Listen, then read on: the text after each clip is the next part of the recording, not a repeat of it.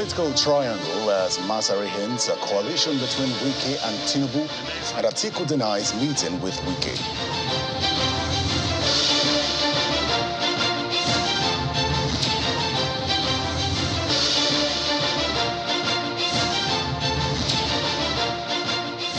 An Accord party plots to upstage the two major political parties, picks former Secretary to the Zamfara State Government, Bello Maru, as running mate to Accord presidential candidate, Professor Christopher Imumole.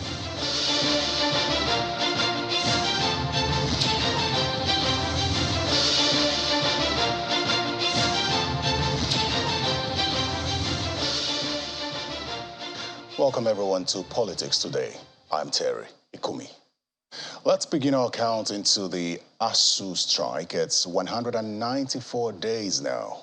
The Academic Staff Union of Universities has rejected the proposed payment of 10,000 naira per session by each parent to assist the federal government in making more funds available for universities. ASUU's national president, Professor Emmanuel Osodeke, said the parents should intervene by joining the body in mounting pressure on government. Meanwhile, the National Association of Nigerian Students is backing the federal government's no work, no pay stance against the striking lecturers. NANS describes ASUU's demand to be paid the 6-month salary arrears for the period its members were on strike as wicked, selfish, and insensitive. Now, President Muhammadu Buhari says he remains a disciplined soldier of the All Progressives Congress and will only support those candidates fielded by the party for the 2023 general elections. The president's position was contained in a statement by Mr. Garba Shehu, his special advisor on media. President Buhari is also informing party members who are still in court against official candidates of the APC that they are on their own and nobody outside the party should link what they are doing to him. Well, let's get more stories. Here's Political Roundup.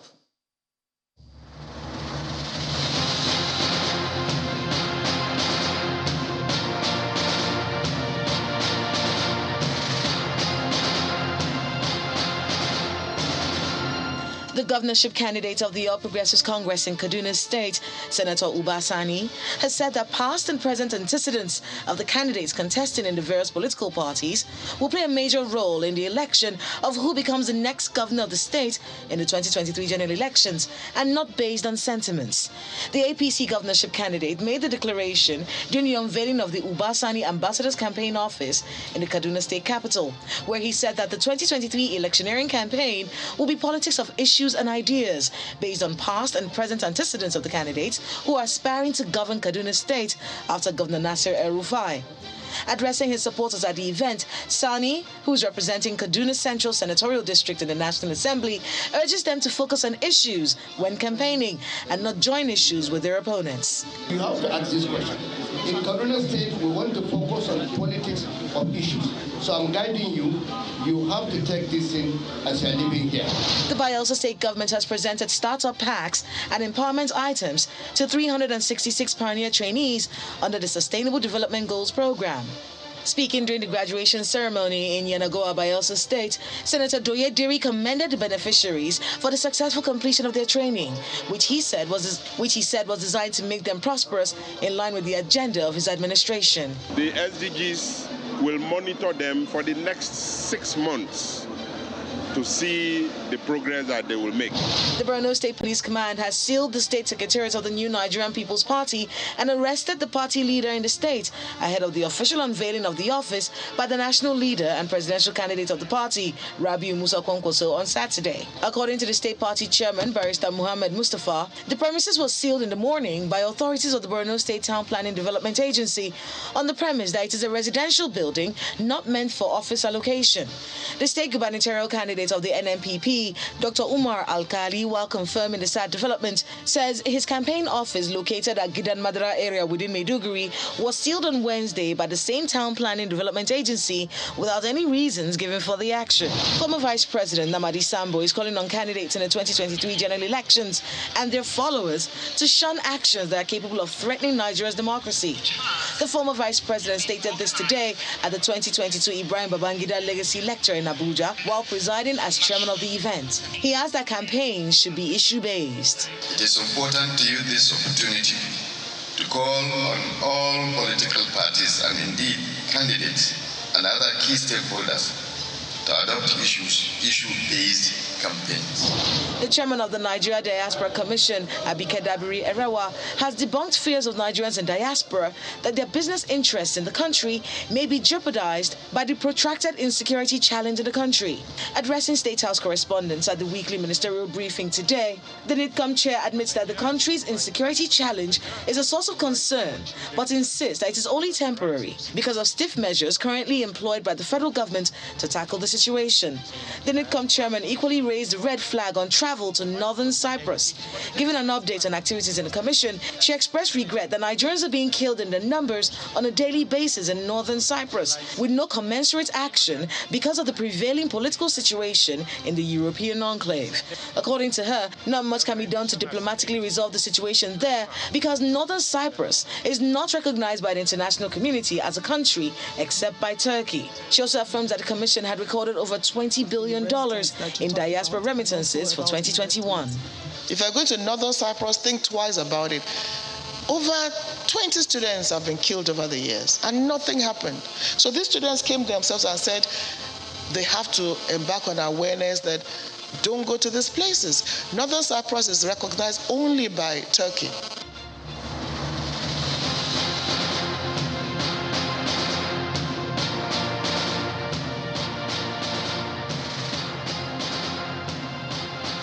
Now to the business of the day. Yesterday, it was reported that a secret meeting was held between the governor of Rivers State, Wike, and the presidential candidate of the All Progressives Congress, Bola Tinubu, in Paris, France. However, a close source denied any of such plots, despite confirming that Governor Wike was indeed in France for vacation. Today, the former placeholder of the APC, for the APC vice presidential candidate position, Ibrahim Masari, who is in London, told the BBC Service House that Wike's entourage at the meeting included Oyo State Governor Seyi Makinde, Benue State Governor Samuel Otom, and his Abia State counterpart Okezie Ikpeazu, insisting that Governor Nyesom Wike has agreed to work with the candidates of the APC. He further said the governors are also willing to work for the APC.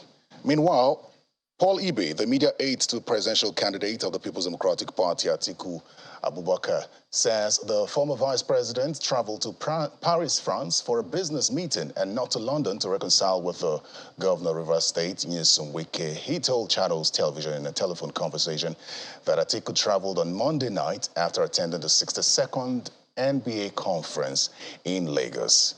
Now, we go into the conversation right away. But drawing your attention to a statement by Atiku, which also says that he's appealing to his party members and party leaders to calm down. And he goes further to describe this as a diversionary antic of the All Progressives Congress. We'll talk about this more with my guests today. My guest is the deputy spokesperson, APC Presidential Campaign Council, Hannatu Musawa. Welcome. Hello. Thank you for having me. And Frank Shaibu is the special advisor, public communications to Atiku. Welcome. My pleasure. Nice to be here. I think we should just set the ball rolling by getting clarifications right away. It would seem that the statement from Ibrahim Masari appears definite, but as spokesperson to the campaign organization, there are concerns as to what details are contained in that statement, and if you're privy to it at all, how authentic is it? Well, what I can confirm to you was that Asiwaju Bola Ahmed Tinubu did travel to London for a number of very important meetings.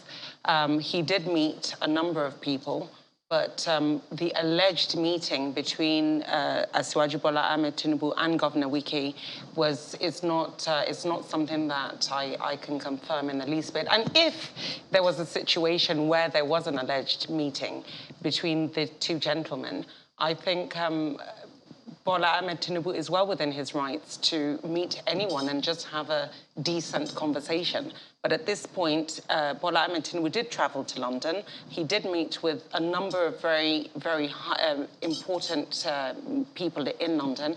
But I can't confirm to you that he had a meeting with Governor Wike. Well, what sort of engagement have you had since the news broke to confirm or otherwise if that meeting did indeed hold? Well, there's been no information as to whether that meeting did or did not hold. Like I said, Bola Ahmed Tinubu did travel to London, and he had a number of meetings which had been pre-organized before, all this news had come into fray. But I cannot confirm whether he met with Governor Wike. And like I said, even if he did meet with Governor Wike, it could have been in a personal capacity. And so that is really the position. All right, Frank. So let me go to Frank now. It's good to find out how the former vice president and PDP presidential candidate Atiku Abubakar is taking this information beyond denying that he was in London or Paris to meet with Wike, and he's also said that this is a diversionary tactic of the APC. But how is he taking this information just in case it turns out to be true? There is nothing to worry about. The truth is this. For some time now, we consider some of these actions as very laughable. Laughable in the sense that we have discovered over time that when a man is married, are you with me? When a man is married and he cannot manage his home properly, and he now chooses to now begin to eavesdrop and hang by the window when he hears that maybe another couple, you understand, are having disagreement and waiting in the wings to manage that. It becomes laughable. Because as far as we are concerned, there's no cause for alarm. What they should be worried about is the silence of someone like His Excellency Chibike Rotimi Amechi, former governor of Rivers State, two-time governor, two-time speaker, former minister of transport, and presidential candidate of the APC from the same Rivers State, who has been silenced since he lost that primary election to Bola Ahmed Tinubu. So the issue, when they wake up every day and keep reverberating and making a noise, making a noise and creating sensation, in the media, about Nyesom Wike, we consider it as laughable. Laughable because I see them as maybe suffering from what I call adulterous adventure, because you are a ruling party, you are in government. If you have something to sell to your people, to sell to Nigerians, why not do so? But their report card has been a report card of tears, a report card of hunger, a report card of kidnapping, a report card of deaths. So because they have nothing to sell to the people, all they do is to just look for diversionary tactics, to just keep the people, to shift the people's attention. Does this suggest that Atiku is not worried in any way? Because some would question the coincidence. I mean, happen to be in the same country at the same time. Which of the countries? Which of the countries? The truth is, so you confirm. We finished with profound respect. He was at the NBA conference. He was duly invited, just like Bola Ahmed Tinubu was invited, and he did not show up. You understand me? All the leading presidential candidates were invited for that event, the NBA conference. He was there. And after that conference, he had a planned trip, business trip, to Paris. And he did leave the venue of that conference the minute the program ended. He headed for Paris. And he was in Paris. And at no time if he needs to meet with his brother Nyesom Wike, he does not need to meet with him in Paris. Nyesom Wike is a sitting governor. He's our own governor. A governor of the PDP. You understand? The issue is we want to help the APC. They should go and engage their Rotimi Amechi and leave our own Nyesom Wike for us. He's a governor of the PDP. We will come we'll come to that issue, but let me get Anatu's take on this. Now, while you are unable to confirm if indeed that meeting did hold, this is not the first time that we've seen something like this. You recall that some APC governors had gone to meet Nyesom Wike as well. So are you dismissing the possibility of an alliance being formed or conversations in that regard? Oh, not only are we not dismissing it, we're actually welcoming something like that. The APC does not have to employ diversionary tactics. At this point, the APC is the party to beat. This is our election to lose. So the APC has a frontline position in terms of winning this particular election. I mean, the issue of Amechi and Wike is a non-starter for us because the APC is a party that is all-inclusive. It's big enough for us to engage anyone who has the interests of Nigeria at heart. So if There's a way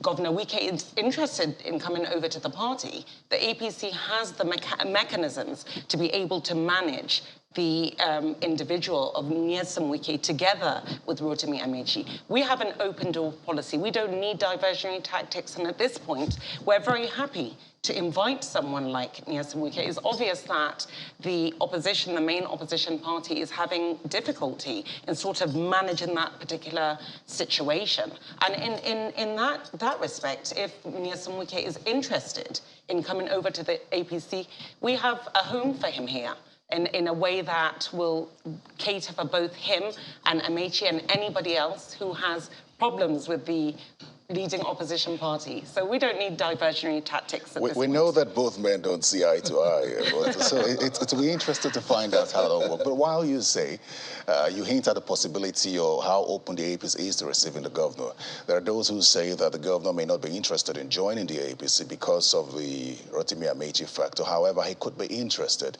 in working for the APC based on the reports that we're getting.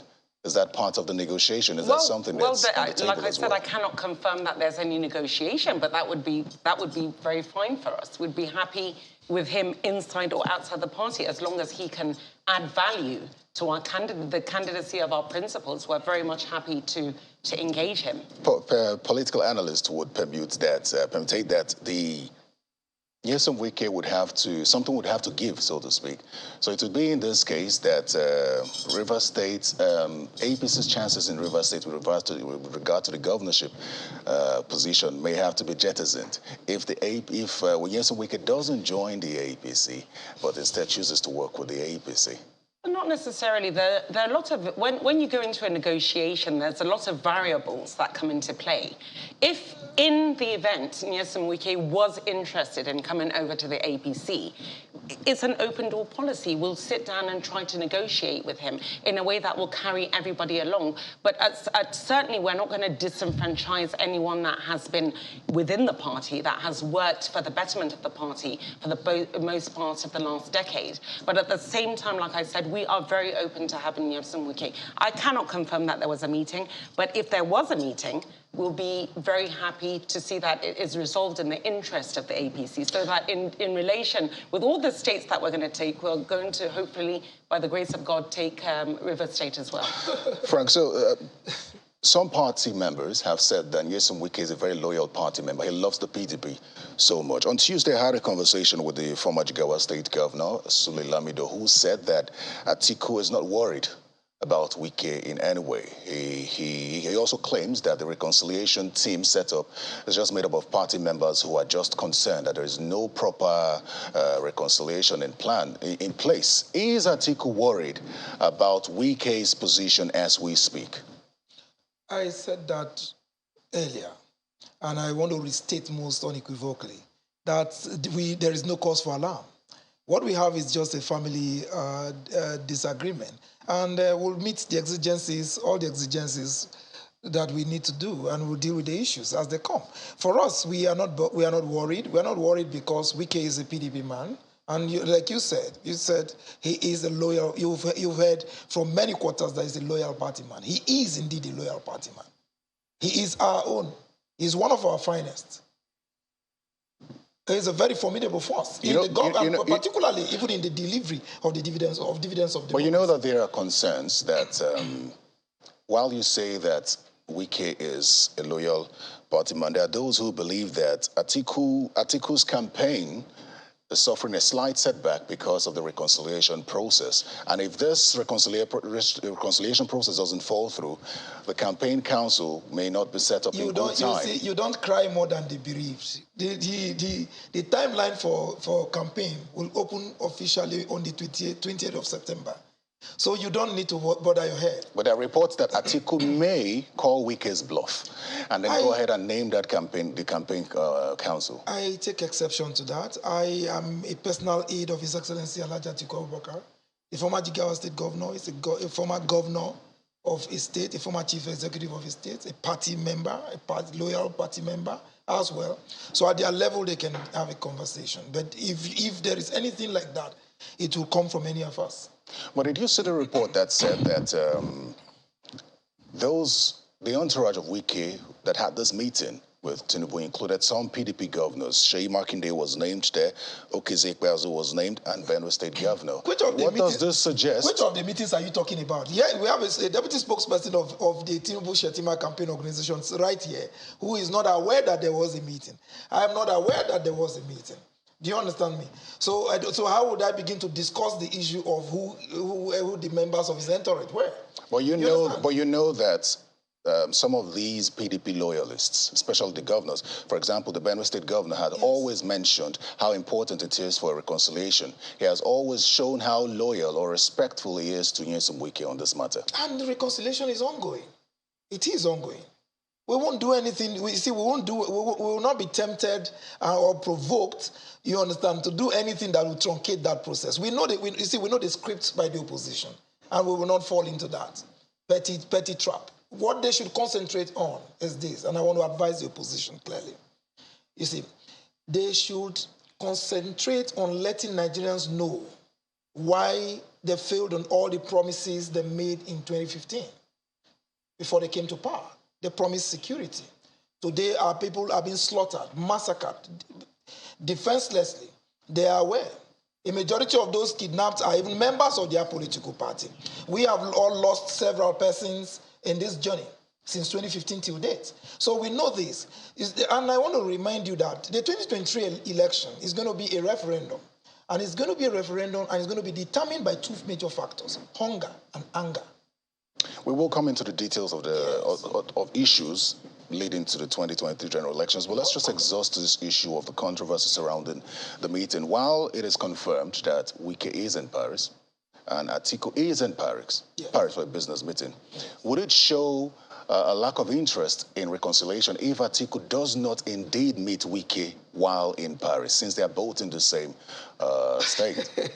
For crying out loud, if His Excellency Atiku Abubakar meets his brother Nyesom Wike in Paris, is there anything abnormal in that? I'm saying if he doesn't, what message will it send? It depends on the purpose of their respective visits. If Nyesom Wike, for instance, is there with his family, and he decides to have a cruise, he decides to have a rest, he decides to be on a holiday, he shouldn't be there for political reasons. Atiku is not there for political reasons. But for crying out loud, if they choose to meet, it is at their discretion. And there's nothing wrong with that. We don't foreclose that. They can meet anywhere. They have been meeting before now. So if they meet today, or meet yesterday, or met yesterday, or meet at midnight, there's nothing new about it. Let me go to Hannatu now. While you appear excited with the crisis going on in the PDP. More than excitement, I think it's more telling that a political party would be truncated just by the emotions of one person.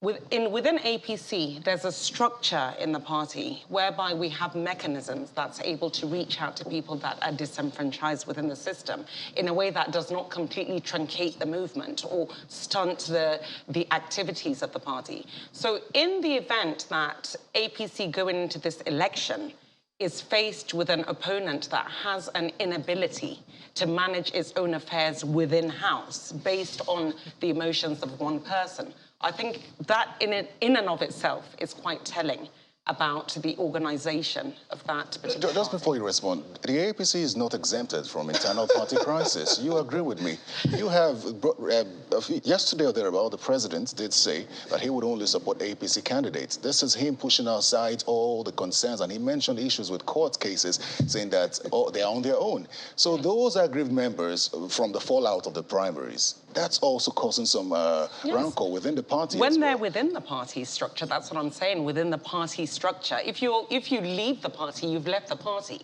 But within the party structure, we have the ability to manage our affairs within that. But have you been able to manage your affairs as much? There are still members of the party that were denied tickets, according to them, unfairly, that are still aggrieved till today. Yeah, they may be aggrieved, but it has not stopped us from putting our campaign council together or truncated the party in the way that it seems to be doing with the main opposition party, who doesn't seem to be able to even move along based on the fact that they have upset Governor Wike and have an inability to find a way to placate him. With your national chairman. The concern, take a look at what's happening with your national chairman and calls for his resignation as well. Well, like I said, there was in the interview that we did yesterday, there within the party, within the NWC, there's no call for his resignation. And most of the members of the party, the leader members of the party, are all united in keeping Abdullah Adamu as the chairman of the party going into this election. So whatever you do here from outside, that may be emanating from outside the structure of the party, or aggrieved members of the party who are obviously having their own personal issues. But that has not stopped the APC from forming its campaign council and getting ready to move into this campaign. All right, so before we go into other issues, let me allow Frank. You see, forming a campaign council is not an achievement by any standard. We remember when we had the opportunity to nominate a running mate. It took the APC litany of days before they could put themselves together. Remember you mentioned what they came with a curious coinage of somebody they put there, they dumped there and named a placeholder. You see, so setting up a campaign council it means nothing to us. Because as far as we are concerned, sometimes you tactically withdraw so that you can strategically advance. It's a matter of strategy. That you have set up a campaign council, a political party who has set up a campaign council and has no policy document in the public domain for the people to criticize is not serious about ruling Nigeria.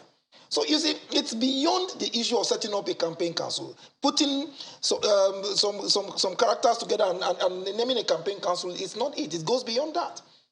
The governance of this country, it's a serious business. And it's beyond the issue of one person. We're in Yola the other day. We received over tens of tons of thousands of defectors of the APC who were aggrieved that joined our party in Yola. And so it is in other states in Nigeria.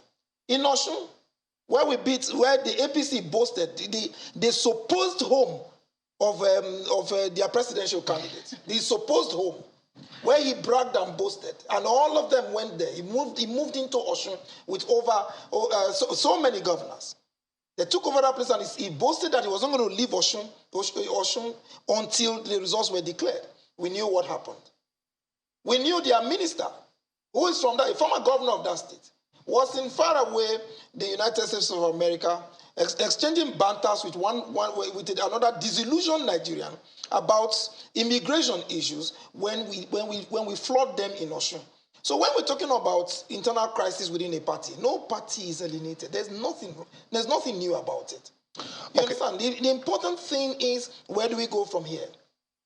Where does it take us? As far as the PDP is concerned, this is just a test case of what we represent. We represent Nigeria. We represent unity. And you will see how we'll come out of this stronger than we were before the election. 2023 election is here. February is here. Yes. You know, there have been calls for the campaigns to be issue-based. Today, former Vice President Amadi Sambo reiterated that. So let's talk about something that in recent times has been a problem, and that's the brain drain in the health sector, and how your candidates would address that. Let's start with Hannah, please.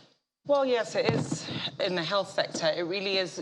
Brain drain is in all sectors, but specifically in the health sector, it's quite concerning. And like my colleague here said, that this is going to be a campaign based on issues. And we do have, despite what he just mentioned, we do have a policy framework that we're going to present to Nigerians very, very soon that is very holistic and quintessentially Nigerian. And this will address the areas of the brain drain that you're talking about. We do have strategies that we want to put in place that will keep Nigerian professionals in Nigeria, give them the sort of incentives that is necessary to get them to agree, to commit to staying in Nigeria. So this is a really great concern for us, and I know that within the policy framework that we're hopefully going to unveil to Nigerians very soon, we have actually got solutions for how we can stop the brain drain, specifically in the health sector. Frank, I don't know if that sounds convincing for you. You should know that it will not sound convincing to me, because you have to first know where we are before you can talk of where we are headed and what your candidate is coming to do. You understand me? First off, the Human Development Index of the present-day Nigeria is about 0.539. Like my brother Peter will say, you can go and verify that. Now, when you compare that with, let's pick an African country, maybe somewhere like Egypt, where their HDI is about 0.707. And maybe you pick Korea, that has maybe a HDI of, let's say, about 0.0916. You will discover that you cannot talk of brain drain in the health sector without first looking at our human development in Nigeria. You have to first off look at the education sector. It is in sync. A government that does not care. At the start of this program, you mentioned the number of days ASU has been on strike. You recall? In this same studio, you had a minister, a serving minister of labor in this country, in this administration, told Nigerians that, look, parents should go and beg ASU to call off strike. You see, a government that cannot be deliberate about engagement of the people, and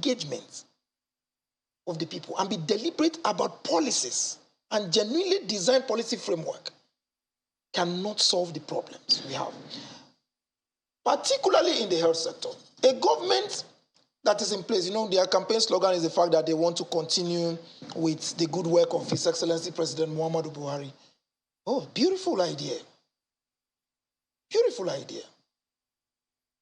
That's the number one person who is in charge and who is the flag bearer of what we call health tourism in Nigeria. So if that is the kind of health, if that is the kind of revitalization of the health sector they desire for Nigerians, I would say it's a no, because the majority of our people cannot afford that. But for us, we will make a conscious effort in association with all the relevant agencies, particularly the associations that borders on the medical association, for instance, will be brought on board to have a proper conversation and to work in sync with our policy documents. Now that we know what their policy document is going to have in terms of, since he's already divulged it, by the time we come and divulge ours, then we'll be able to compare it. Is that not so? Well, let me ask you this question. You know, Asiwaju Bola Ahmed Tinubu has already said that he would continue from where President Muhammadu Buhari stopped. And then there are concerns. The good works. So the thing is it possible to separate either of them? I ask this because you recall that it's the same administration, it's APC administration, and you also allude to the fact that it's not just the health sector, there are other sectors where brain drain is going on. Why should Nigerians trust another APC government on something like this? Because APC in 2023 is coming with a new face. It's still the same party. So, but this is a new face. We are coming with a vision that Asiwaju Bola Ahmed Tinubu has.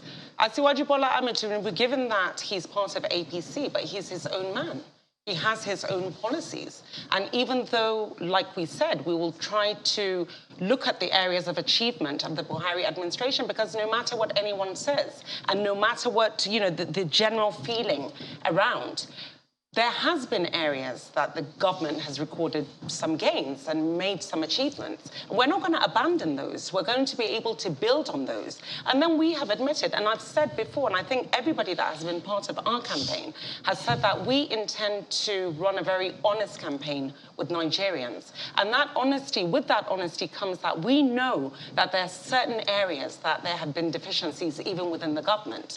And in those areas, we're going to come up with new measures that will look at them in a new way. So yes, even though Asiwaju Bola Ahmed Tinubu and Kashim Shettima are coming on the APC platform, but they are coming with their own manifesto that will only improve on the good work that we have seen in the Buhari administration, and in the areas which we admit there have been deficiencies, we are going to come with something completely new that will address it in a very robust way. So I don't want people to think that we're not using the word continuity, it's progression. That's what we're doing. We're going to It is progression. It's semantics. No, it isn't semantics. It is the truth. It is mere semantics. There have been very many areas. There's been very many areas. Yes, many areas like banditry, many areas. Yes, of course, many there's areas been like banditry, the deaths who have recorded. but even with the banditry, even with the banditry, we have to admit that when this government came into place, there were other areas of insecurity that this government was able to address. And you know, with security threat, there's always new threats to security. Nothing has changed. Nothing has changed. Sorry, what's your name again? Frank. Mr. Frank. Yes. Something has changed because in 2015, when the APC came on board, there was the Boko Haram insurgency in Borno. And that has disappeared? It has. Yes, it has. Did we say it didn't? We didn't say it did, but under PDP it didn't disappear, did it? Oh my goodness, under PDP, but Mr. Frank, yes. Under PDP, the Boko Haram even hoisted flags in communities. The same way they have done in Niger today. Yes, You're not aware that they have taken over so many villages and local government councils. If you would allow me to, you have to. Yes, of course, you have to calm down so that I finish. So. In 2015, when we came on board, there were other areas like the Boko Haram. In Maiduguri, you couldn't even go around in Maiduguri without the threat of Boko Haram. And we were able to find a solution for that to a certain extent. In 2016, we had the herders and farmers clashes. We've been able to be able to address that. And of course, new threats have been coming up. And now we admit that there has been, there has been a dearth of action in terms of insecurity. And I think even now, Nigerians can see that the administration is taking more aggressive responses to some of these areas of insecurity. And hopefully, by the time the election comes, we would have had some sort of control on the insecurity. No, with profound respect, I need to respond to Anatu, and I need to ask her a few questions. Because, Anatu, I am shocked that as a mother and a woman, I want to believe that you have some soft spots, particularly when you see the senseless murder and massacre of innocent Nigerians. In comparison to what this government inherited in 2015, can you in good conscience say that the President Muhammadu Buhari administration has done better in terms of managing insecurity than what it meant in 2015? You're putting words into my mouth because I never said that, and you cannot put words into my mouth. Okay, you never said that. No, I never said that, and you cannot force me. No, it's fine. It's fine. So let me take you up. Yes, you can't force me to... No, it's fine. It's fine, Anatu. We didn't... It's fine, Anatu. It's fine. And you cannot patronize me either. It's fine. You know what? Just a second. Let's leave this issue. No, we cannot leave it. We're almost out of time. I have something to say. All right, quickly, because there's something else we need to ask. As far as Nigerians are concerned, more lives have been lost under this administration. Insecurity is one of the major problems in this country today. Nigerians cannot travel by road. Nigerians cannot travel by train. And you believe that Atiku can solve that problem? Of course, we can solve that. Why not? The educational system. Let me tell you something. ASU is on strike for the number of days you have mentioned. There is no way you can deal with the issue of insecurity when schools are closed. Schools are closed. You know why? The kids, the students who are meant to be in the university are on the roads. They are out there. They become willing tools in the hands of kidnappers. Mr. Frank, pardon me, we're almost out of time. When the APC talks about... This insecurity issue, we have to come back and dissect it a lot more, because the way Mr. Frank is trying to twist the words... Just a second, let me just ask this question, because we're almost out of time. I'm a mother, and like you said, I'm a mother, and I've lost even family members. Yes, one of my just one second. So we are Nigerians just like you, and we experience... Anatu, let me ask one final question just before we go. We're almost out of time. When the APC talks about antecedents, it points to Lagos and draws Nigeria's attention to what Tinubu did in Lagos. Yes. Now, apart from being a successful businessman, which the PDP claims or uses as a tag for Atiku Abubakar, what are some of the antecedents of your candidate with regard to his time in public office that you believe is a selling point? He was a former vice president. when you say apart from being a successful businessman, it takes a lot to be successful. With regard to public office, no, some of his antecedents in public office. With profound respect, some of his antecedents in public office, particularly as it relates to being vice president of the Federal Republic of Nigeria, is the fact that he led the privatization team, and it was under his government, under the Obasanjo Atiku government, for particularly the issue of education. I'll tell you that. They re-emphasized and reenacted what we call the space agency laws. They dealt with the universal basic education policy. And don't forget as well that what we call the distance learning program today, that a majority of our young people who are working are patronizing using the Open University platform was established by the Atiku Obasanjo administration. You know, he was a part of that. The APC believes that we should separate you cannot. from Obasanjo. No, it's a and joint also ticket. questions that privatization agreement. We're actually out of time, Frank. When he came we in, have she to came come here. back. We would have to continue this. She came in on the ticket of Asiwaju and Shetima. We would need to So you cannot continue separate this. it. I think you have to invite both me and Mr. Frank and give us an hour because I think Mr. Frank needs... Hanatu Musawa, thank you very much. Thank you Deputy so much. Spokesperson of the APC Presidential Campaign Council. Thank you very much for your time. And Frank Shaibu, Special Advisor Public Communications to Atiku. Thank you very much. And that's by 2023, I will receive congratulatory messages. Yeah, especially when we take over and when we States. come back, we'll have a conversation with the presidential candidate of the Accord Party on this party's chances ahead of the 2023 general elections and the vice presidential candidate of the party, which has just been named. Stay with us. Welcome back to Politics Today. My next guest is in our Lagos studio. He is the presidential candidate of the Accord Party. He is Professor Chris Imumole. Hello, Prof. Welcome to Politics Today. Thank you for having me on your show today. Let's begin with the recent announcements made by your party. You have a vice presidential candidate now in the person of the former secretary to the Zamfara state government, Bello Maru. Why has the party made this choice? Okay, again, I want to thank you for this opportunity. Bello Maru, if you check his antecedents, you will discover that he's a party man, and he also contested as gubernatorial candidate under Accord, and before he became the state secretary for Zamfara. And most importantly, looking at my age, being the youngest presidential candidate, I would need someone who is, elderly, because in Nigerian politics today, like we would always say, we need young blood to come into the political space and ensure that Nigeria regain its lost glory. So for Bello Maru, has been in the political scene for many years, and I believe his experience, especially as secretary to Zamfara, states that have been bedeviled by security challenge. You know the peculiarity of Zamfara State. Zamfara State is one state that have been hugely confronted with serious security challenge. So I believe I will be getting first-hand information about security. And for me, Zamfara State is one state that, you know, it's one of the progeny that actually security started, looking at the peculiarity of that state.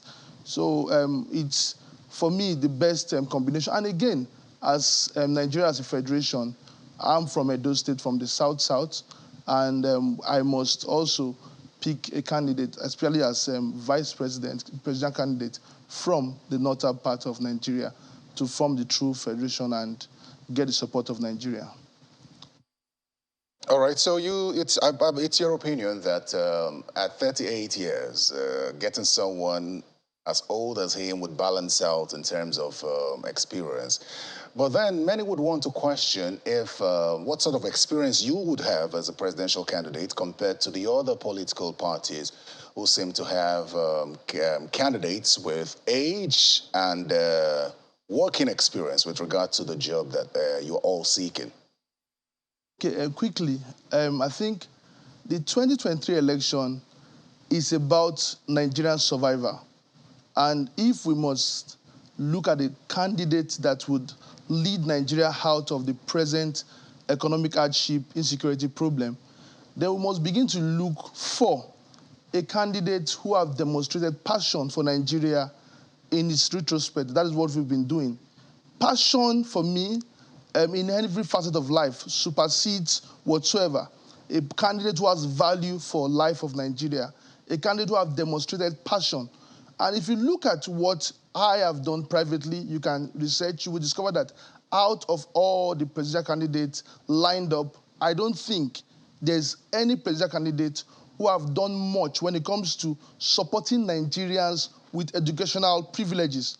I've created a system for the past 15 years that I've given over 500,000 Nigerian scholarship to study. I have so much value for education. I have so much value for Nigerians and their life. If privately I could do such a thing, you know, it's about the passion to rescue Nigeria. It's about the passion to ensuring that Nigeria reclaim its identity again. You know, a lot of time we talk about experiences. For me, at my age, to have been able to be this successful, to have 3 universities, to have empowered a lot of people, and to be standing right here, that tells you that I have a progressive experience needed to move Nigeria to where it ought to be. I am young, I'm prosperous, I'm forward-thinking. And if I must tell you, those who rescued Nigeria, who has placed Nigeria in the map of progressive nature in the past, did so when they were also young. Those who fought for independence in Nigeria did same at their early 20s and 30s. And they did far well, even when they never had experience, compared to those who have the so-called experience we need. What we need now is a passionate leader who have value for his people. I have demonstrated that privately, and I can do that when I become the president of Nigeria. It's almost commendable that you have done so well, as you claim. And some would want to ask this question. At 38 years of age, you say you've given about 500 scholarships, I believe, and they've empowered quite a number of people. Many would want to know, at 38, how did you make so much money to be able to do some of the things that you say you've done? It's passion. And that is what Nigerian youth must know. I'm not the richest young Nigerian in the world or the richest young person. You know, we must begin to understand that you can be successful if you have passion towards success. If you look at my trajectory, I started, you know, as a young Nigerian from Edo State. I lost my father at the age of 12.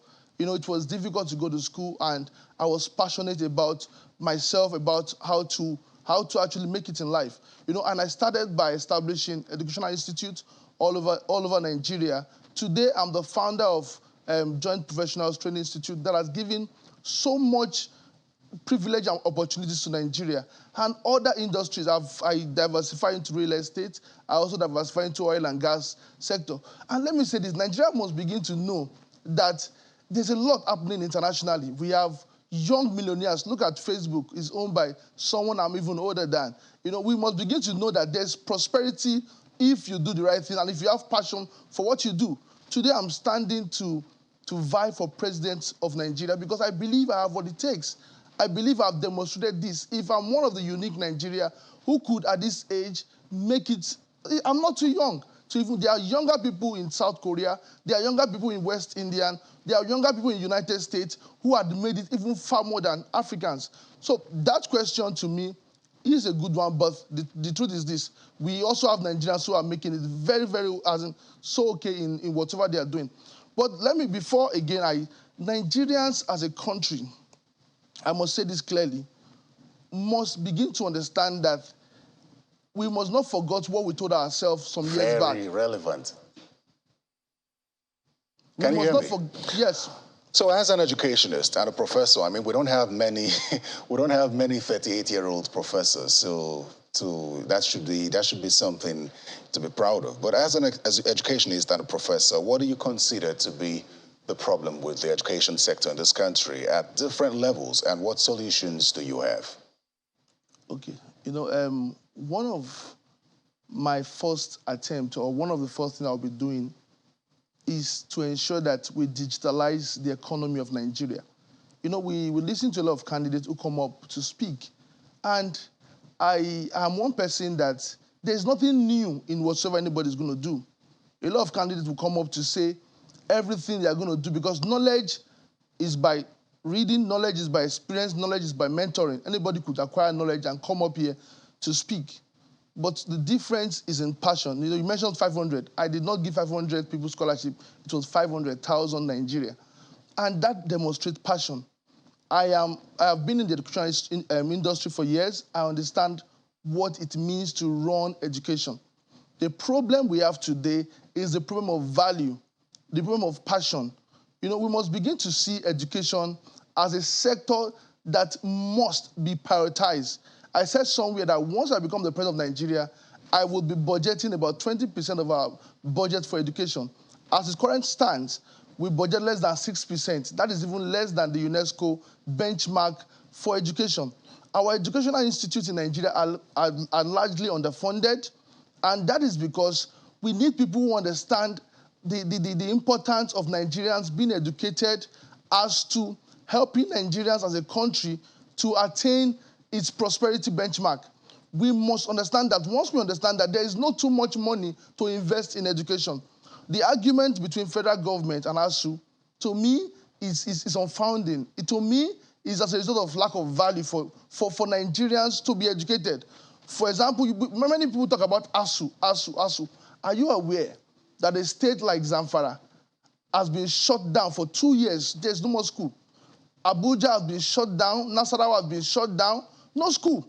We need to begin to understand the value of putting Nigerians back to school. We need to begin to digitalize our educational system. We need to begin to invest in it. What ASU is asking for is not far-fetched.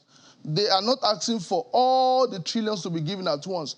If we must begin to look at this and begin to have value, we sit down as we call ASU to order. And another thing is this. I believe the federal government is asking at this time that parents should pay a particular sum to cushion or to reduce or to help federal government in providing funds is not in the right timing. You do not do that when there's agitation. That is very important. For example, let's look at a school like University of Lagos. University of Lagos have about 40,000 students and about 3,000 workforce. 80% of the funding that is required in school goes to salary. If you look at this sum compared to what is paid to staff, you see that what the student is paying about 14,000 for a new student, about 20,000, is not even enough. So what we must do at this point is first, to me, understand the value. That is what we have been able to use to empower the life of Nigerians and ensure that Nigerians are educated in our own system. We created a system. Professor Imumolen, if I can come in here, pardon me, we're almost out of time. If you become president in 2023, you'd be inheriting what the federal government calls its programs to lift 100 million Nigerians out of poverty in 10 years. So would you continue any of those programs? Because I see that you're passionate, passionate to help Nigerians in terms of their social welfare. Would you continue any of the federal government's poverty alleviation programs, which you would be inheriting, by the way? Yeah, let me say this. I personally have a poverty alleviation program for Nigeria. Yes, and before the election, what we are doing, let me talk about before the election, not even after election, without politics. I have a program before election that will be empowering over 1 million Nigerians. And we have been doing this. Check out our track record. And that is because of passion. When you spoke about experience, I said, what experience did Nelson Mandela had before he became the president of South Africa? It was passion for his people. He saw the life of people, like what we are seeing currently in Nigeria. I will do more because I understand that. I understand what to do. And I'm ready to do it. I have the capacity, the will to do it because I understand. Continue the federal government's programs? Any of the federal government's programs? We will continue it in a better way because we have over 60% of Nigeria unemployed and underemployed. We will continue. There are so many things that Nigeria needs. Nigerians are underpaid. Before this show, you talk about brain drain. Many Nigerians leaving the shores of Nigerians, especially medical professionals.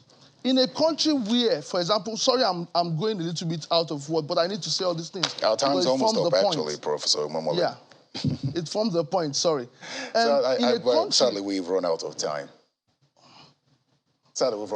But I'd like to thank you, Professor Chris Imumolen, and would find time to have a longer conversation with you. Thanks for coming. Oh, thank you for having me. Professor Chris Mumolen is the Accord Party's presidential candidate. Well, that's politics today. Many thanks for your time and enjoy the rest of your evening. I'm Terry Ikumi. Goodbye.